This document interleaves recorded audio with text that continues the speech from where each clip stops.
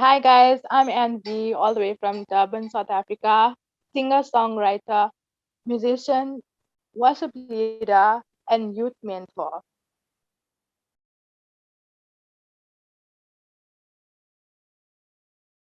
The fact that you're from South Africa, how do you think that that has influenced your music?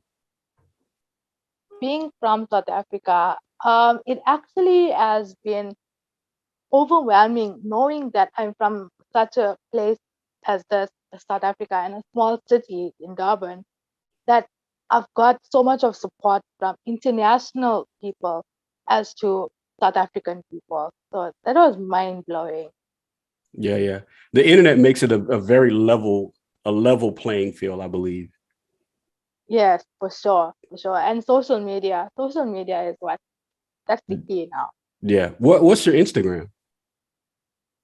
My Instagram is Midnight Lady Blue. Midnight Lady Blue. Okay. With regular spelling, Yes, right? Regular Midnight Lady yes, Blue. Okay. All right. yes. I'm gonna have to look that up. Um, so far in your career, is there anything you would go back and do differently? Go back and do it differently. I think the only thing I would do differently is if I have to go back is tell myself don't underestimate your potential. Because when I was younger, I used to always underestimate myself, like, no, I can't do this, I can't do that. But look at me now Yeah, yeah. at how much I've grown. Yeah.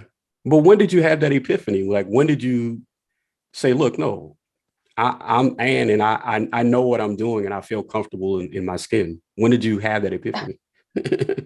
That actually that actually only hit me like last year, honestly speaking. That only Mm, hit me last year during this pandemic where I couldn't do my work as such and I have to do it like online. And that's when it like hit me and like after losing so many of my loved ones and being like that strongest link from my family because I had to do almost everything. Like psychologically it did wreck your brains a bit. But to understand that everybody had to go through the mourning process. So that hit me and like, no, I can do this. I'm stronger than I think I am. Because mhm. losing your dad, your mentor, is something that not everybody will understand unless they've been through it. That's right. And to overcome that a year later and look at me now, is such a thing. So Yeah, it's only through God, but it's only through God that given us the strength to do it. yeah. Do you know also the moment when you said, no, I want to have a musical career? I know you started off when you were 6, but do you have like this moment in time go like, no, no, this is me for the rest of my life? Graduated. When I graduated, I just knew it. I'm like, okay, cool. This is where I'm going. Because I did 5 years in 4 years time. 5 years of music theory, which is so mind-boggling. It's like so stressful. It feels like you're doing math all the time because Mm. music and reading notes and writing notes and things. But to do it in 4 years is impossible. But with God, I say God made it possible. Okay. And so, how much on a scale from 1 to 10, how much fun are you having in this musical journey of yours? Out of 10, Yeah, yeah, can I say 20? yeah. Absolutely, absolutely. Yeah. Is there what would be your advice to someone, like if you could go back and kind of give yourself advice at 6, like what kind of advice would you give yourself other than to believe in yourself? Like, and because you've accelerated the process, but is there anything outside of that that you would give yourself advice on? Just don't stop. Don't stop. If you want to do it, go for it. Don't let anybody stop you from following your dream.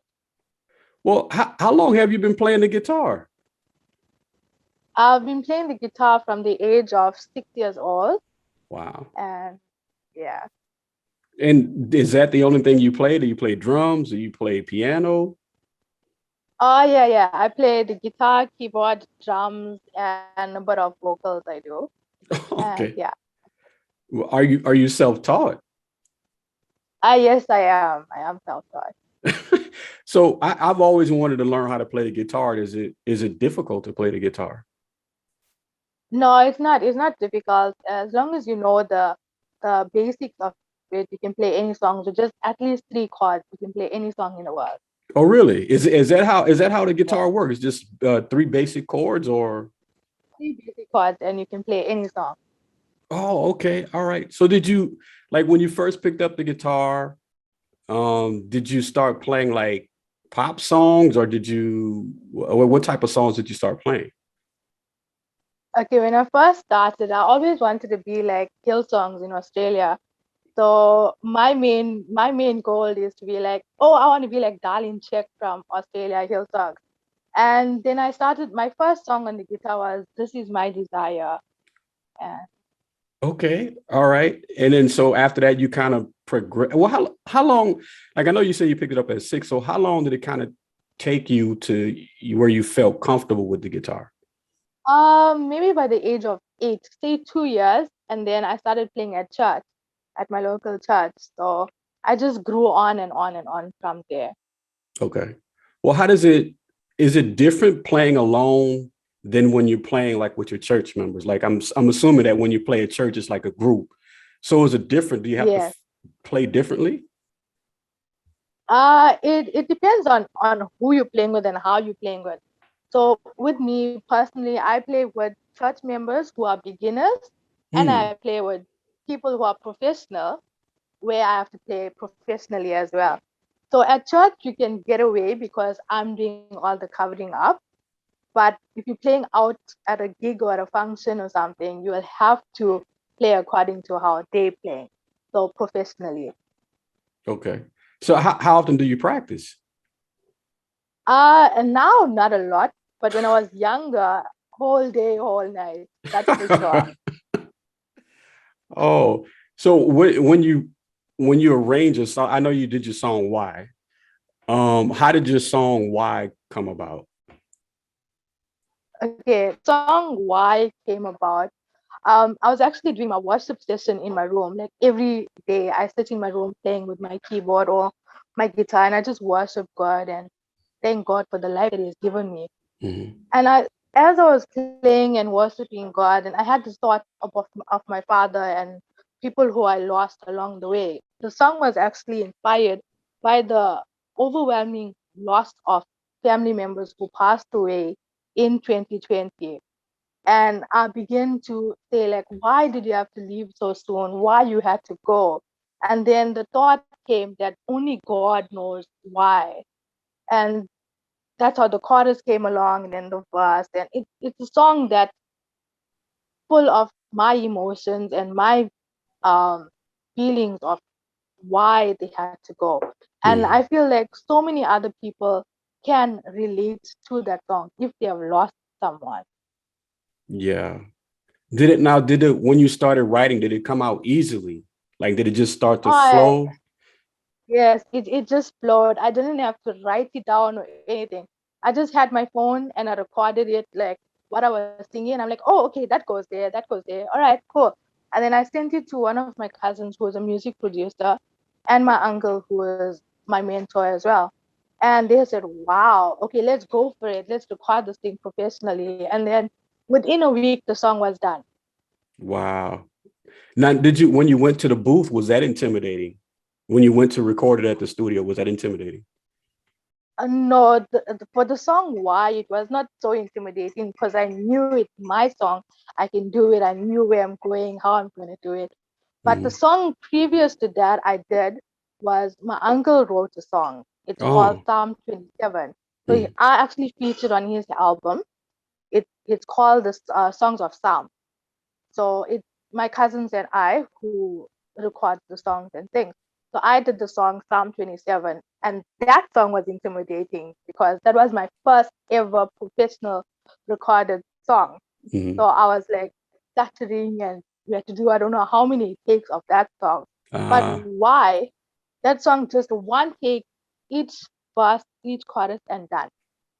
mm. Well, what is the booth? What is it like going into the booth? Because I've never recorded before. So what is it like going into the booth? Can you describe it to me? At first, it's so fascinating because you're seeing like this window around you, and then there's a producer on the in the next room, and then he's talking to you on the earphones, and like it's so exciting. It's Hmm. like really exciting. Yeah. I felt Yeah. like a small child. Well, was your uncle able to kind of like walk you through the process and say, hey, look, you calm down and this is how you do it, or he just kind of threw you in the booth? No, I was thrown in the deep end. I was in the deep end. Oh man. So have you been able to record? So have you just recorded those two songs or anything Yes. else? No, no, that too is professionally done. Uh-huh. And then the other songs that I write, it's just done on my phone and with software and stuff that's not produced and released. Okay. Well, what is your goal? Is your goal to, I guess, record songs and release albums? Yeah, I just want to touch people's lives with music, change their life, change their mindset. And you don't know whose life could be changed with a simple song or a simple word. Yeah, yeah. Do you write poetry as well, or you just write songs? No, I just write songs for now. Okay. All right. No, what do you listen to right now? What's in your playlist? Right now it's Ed Sheeran for sure. Ed Yeah, yeah. Sheeran and Adele. Adele is like one of the best singers I feel. Oh, absolutely. And she's a great songwriter too. Yes, yes. Yeah. Yeah. Were you able to take away like any type of style from Ed Sheeran or Adele? Like, do you see is that reflective in your music or your songwriting, do you think? Uh, Probably my love songs could be Mhm. a bit like his, and then my heartbreak songs are definitely like Adele. So Okay. yeah. All right. Well, that's surprising to me. Like you don't seem like you have a lot of heartbreak.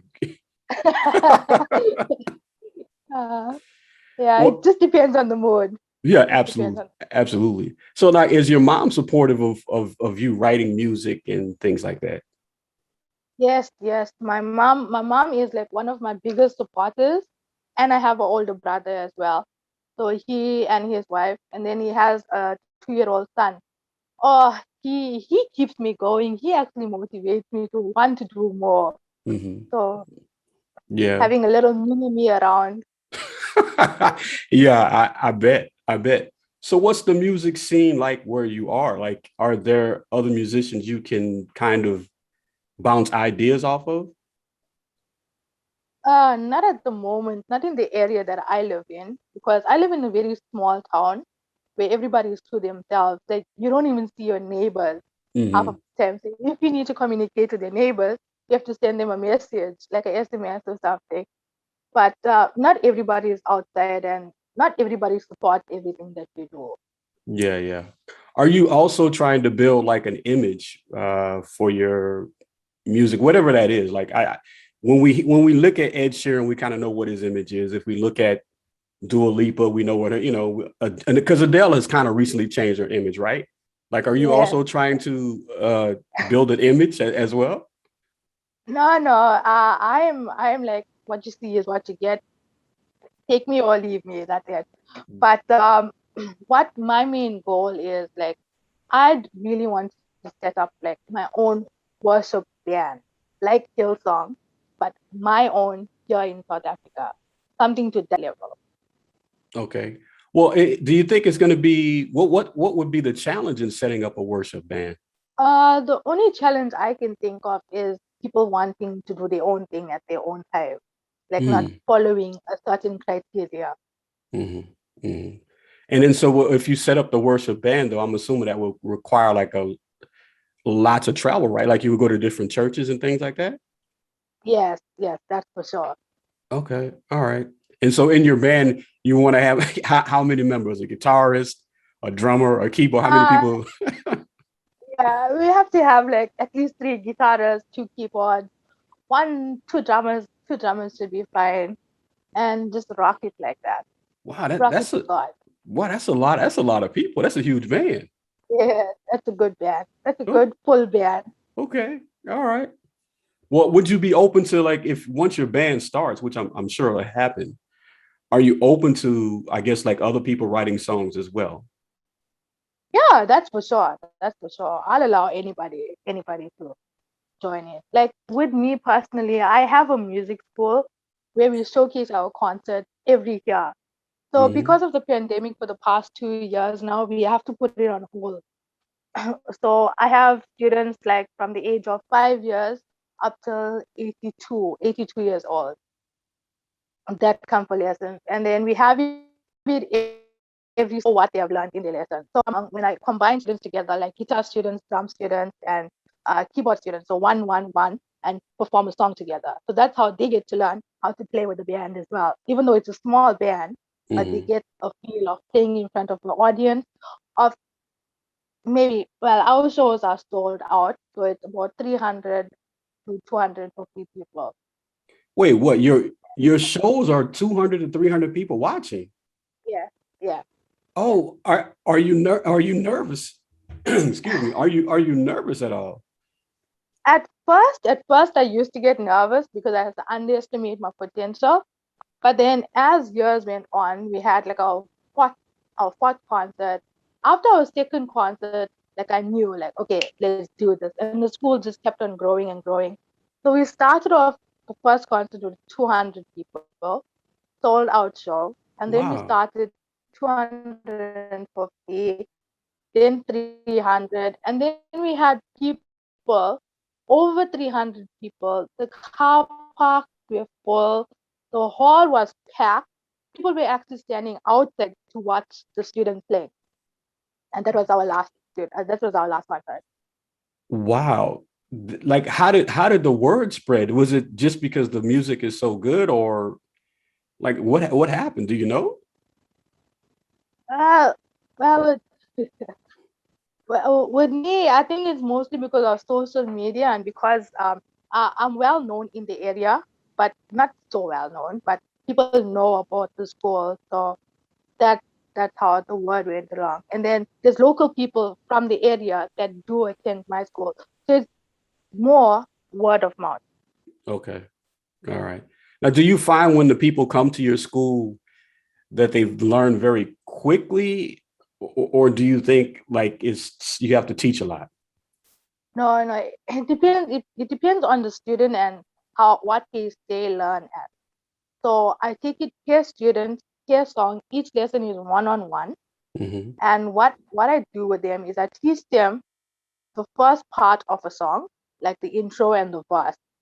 I get them to perfect that, and then we move on to the next week's lesson, and then the following week. But my guarantee to the parent and to the student is by the first month of the lesson, which is the fourth lesson, they'll be able to play a full song with the starting and the ending, with the tempo, timing, everything. They'll know exactly what to do on that song. And it is also amazing because I had students from America and Australia Mm. that came to me for lessons, and I did it online for the Yeah. one in Australia, and the one from America was in South Africa at that time, so she used to attend lessons. Yeah. Yeah. Well, do you find as a whole people are creative, right? Like, because Yes. we normally hear this thing about how only certain people are creative, but I think everyone is creative. No, everyone is creative. Everybody has their own vision of what they would like it to be perfect. And what we can do is to help them and encourage them to reach their goals. Because if you're gonna put them down, then they're just gonna give up, and then we're gonna lose Yeah. that person with that good talent. Yeah. Well, how does that feel when you're teaching? I bet you that feels awesome. Yes, I'm actually privileged to do what I love. So I'm not Ah. like stuck at a day job where like, oh, I have to go to work today. Mhm. But I'm like, okay, cool. I have a student today. Let's do this. Even if it's online or if it's in person lesson. Yeah. It's such a joy. If Yeah. any age, like it's so good that you can get on with any age group and they actually look forward to coming to the lessons. Because I have parents asking, like, what are you doing at your lessons? This kid doesn't want to come home. Hmm. Yeah. Yeah. Yeah. So you know that they're actually enjoying it. Yeah. Well, who encouraged you to start a school? That was always my dream. I always wanted to teach music as such. And then I studied at the UK's area in Harvard College and the Royal School of Music, London. I actually got a bursary to study music because one of our family friends, a professional musician, Pastor Trevor Thomas. So he saw me performing at one of the Thanksgivings or some concert he was at. And he saw my dad and he spoke to my dad and he said, "No, this kid has potential. Why don't you let her further her studies?" Hmm. And then he actually gave me a bursary on my first year to study. And from the second, third, fourth, fifth year, and it just climbed up and up like that. Yeah. When you're performing, are you in a zone, kind of like an athlete? Like, do you not hear or feel anything around you? No, no, I let everything soak in, Mm. and then later on, I like think about it and just go through that motion again, like watching the people sing along with you and cheer you on, and just get that whole vibe. It's so unexplainable. I don't know how to Yeah, yeah, explain yeah. it. No, I definitely understand. I definitely understand. Now, the way you sing, did that was just something from the beginning? That was your voice? Yes, yes, that's my voice. Untrained, untaught, just God given talent. Okay. So where you are sonically right now, do you think you're going to go somewhere else, or do you think that, hey, this is it and I found it and this is what I'm kind of going to stick with? When the time comes, you'll see. But I really want to go somewhere else. Definitely not stay in the same place. Hmm. So are you taking lessons at all? Are you or at least thinking about taking lessons, voice Uh, lessons? voice lessons. I can. But what happens is, as you sing, you improve yourself. So as you practice, it goes. So yeah. Okay. All right. Well, other than Ed Sheeran and Adele, is there anybody else that who do you like vocally, I guess? Because Adele and Ed Ah, Sheeran are just great songwriters, but who do you like vocally? yes, yes. Vocally is Brooke Fraser from Mhm. Hillsong. Yeah, Mhm. yeah. Okay. All Brooke right. Fraser. And she's the guitar girl as well, just like me. Yeah, So yeah, yeah. Well, yeah. So do you also play bass at all? yes, I do. I do. And so, for a person who's not necessarily knowledgeable, give me the difference between the bass guitar, because I've always wanted to know this. What's the difference between the bass and then the guitar? Is it just the strings or what? The strings are definitely thicker on a bass guitar compared Hmm. to a acoustic or a electric guitar. Hmm. And the notes, you either get a five-string bass or a four-string bass. Normally on the guitar, it starts from the bottom going up. So on the bass, it's gonna be either a G or a E, A, D, G Okay. on the guitar. And then on the guitar from the bottom, on the normal guitar, it starts from the bottom, which is a E, B, G, D, A, E. The Okay. strings open. Yeah. Now, when you arrange your tracks, when you're searching for a melody, is that the same process when you write your songs? Like, are those two processes different? With me personally, the melody comes first and then the lyrics. Okay. So I'll be humming something and then I'm like, oh, okay, let's put this word there. And then it just flows. It just flows after that. Hmm. Hmm. So give me one of your favorite songs. It doesn't have to be the favorite, but give me one of your favorite songs. Of all time. Well, just your top 10, like of all time, it doesn't matter. Current or top 10 of all time, doesn't matter. Okay. My number one song is King of Kings from Hillsong. And then it'll be Perfect from Ed Sheeran. Then it's the whole list of Adele songs. And Yeah, then yeah. Thinking Out Loud, Ed Sheeran. Yeah. Well, but listen, what about those songs that are in your top 10? What is it about those songs you think that make them so good? The lyrics of the song Hmm. and the melody. It just catches your attention and you'll just find yourself humming like hello from the other side or Yeah. something like that. And then like, Mhm. oh, okay, I'm singing. But you don't realize that you're singing. Listen, absolutely. I definitely agree. But would you say that the hook is the most important thing? Or is it the bass line? Or out of all of those things, or are they all equally important? To me personally, I think it's the melody, or yeah, the sound of the song. Because if it sounds good, you're gonna want to listen to it. Absolutely. But if it doesn't matter what the lyrics are of the song. Yeah. Well, do you know the secret to writing a good song? Because hello is hello, and the others, the what is that by Ed Sheeran, the Shape of You. Like those songs are just phenomenal. Like, I, do you know what the secret sauce is for writing a good song? Well, for me, it's just gonna be the music, because everybody just pays attention to the music and the sound and the beat. That's right. No one really pays attention to the lyrics. That's right. That's right. Wow. Hmm. So when you were younger and you were playing the guitar, do you remember the songs that were played back then? Yeah, yeah. I used to like to play. Have you ever seen the rain? Have you ever seen the rain? I used to like all the old songs, like what was that song? Um, Celine Dion songs. I select Celine Dion. Yeah, but she has Um, her music is kind of slow. Westlife. Yeah. Yes, yes. Okay. So yeah. So at the beginning stages, I had to start off with the slow songs, and then I started like picking up the tempo to faster songs. And when I was confident enough, then my pastor said, "Okay, right, come play one song in church."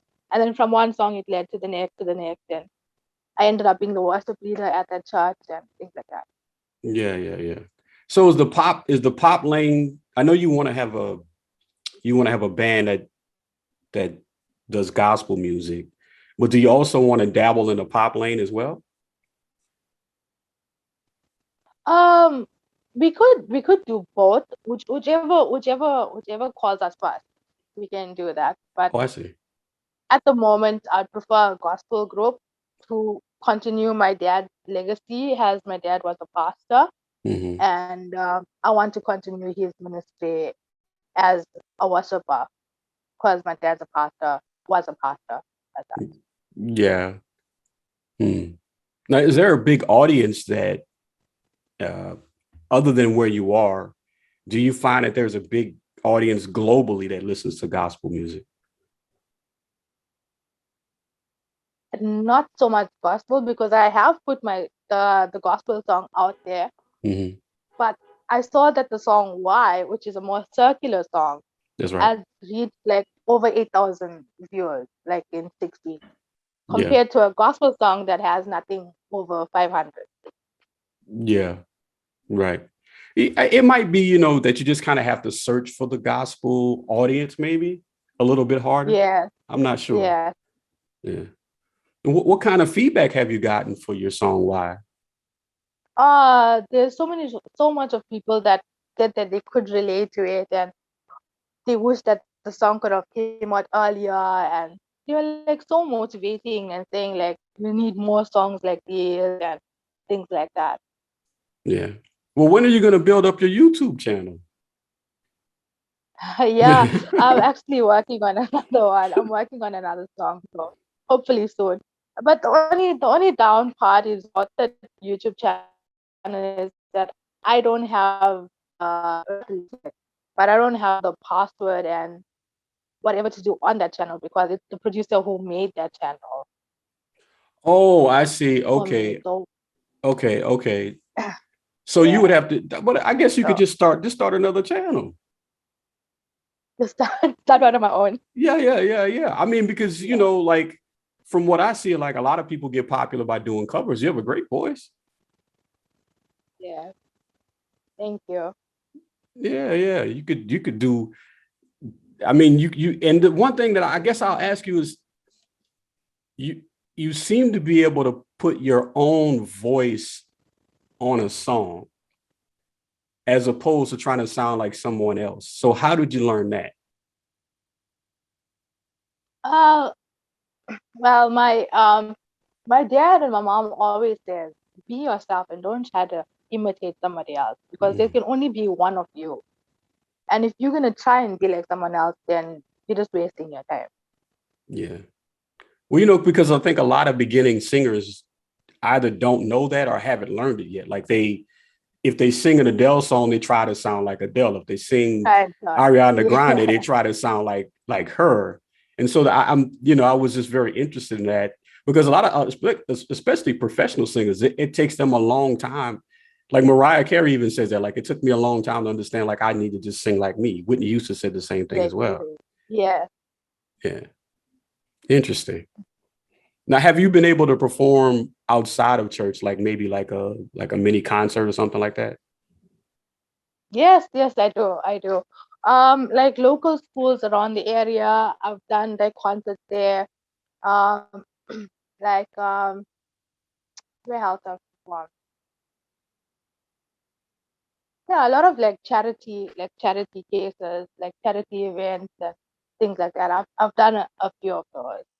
But then recently with this whole COVID thing, I've been doing a lot of online performing for like online international online performance like in America and things like that. So that has actually opened up a lot of doors for me. That one song has Yeah. opened up so much of doors. Yeah, I saw that, but what is that like? Is that different? Performing live, like Zoom, I think is what it was. Is that different for you as opposed to like being like right there in front of the people? Is that a different experience? It is a very different experience because when you live like outside live with people around you, you Hmm. don't really worry about how you sound and how you look as such. But now when you're online and you have to do your hair and your makeup and make sure that the sound and everything is good, and Mm. you don't really know exactly how many people are watching you, and you don't know who's going to watch you at a later stage. It's all about image and presentation and things like that. But if you're on an event like outside where people are around you, you're Hmm. just there, they see you and they go on, they forget about it. But when you're online, it's always going to be there and people are always going to go back and watch it. So I think that's very important. Well, that's a great point, and I think that's what a lot of people have kind of told me about my YouTube channel. Like, eventually as it grows, the videos you have, even if it just has 10 views or 50 views, at some points it's going to have 1,000 views, right? So Yeah. I also had to consider that as well. Have you considered what you would like to do as far as like the independent route as opposed to having to be a part of a record label? Haven't thought about that. Not yet. Okay. Have you thought about what you want your legacy to be? Like, you when you get inducted to the Rock and Roll Hall of Fame, have you thought about what you want your legacy to be? Yeah, they must just know the chick with the guitar and the voice. Chick with the guitar and the voice. That's it.